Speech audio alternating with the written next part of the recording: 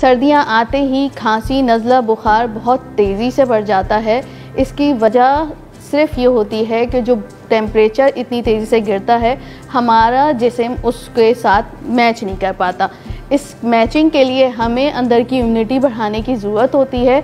एक ज़बरदस्त सा मैं आपको रेमेडी बता रही हूँ। 1 गिलास आपने सुबह पानी लेना है। गर्म पानी में आपने सिर्फ 4 से 5 पत्ते शामिल करने हैं पुदीने के। 1 लेना है आपने छोटी सी दालचीनी और तकरीबन जो है 1 टीस्पून आप इसमें शामिल करेंगी जिंजर, अदरक और पिंच ऑफ मुलेठी और pinch of soda.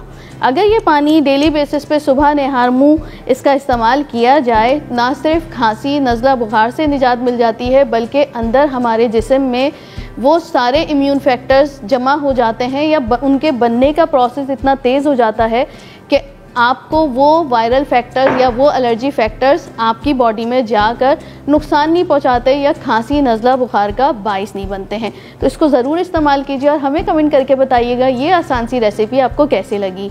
Till next video, thank you so much. अल्लाह हाफिज़।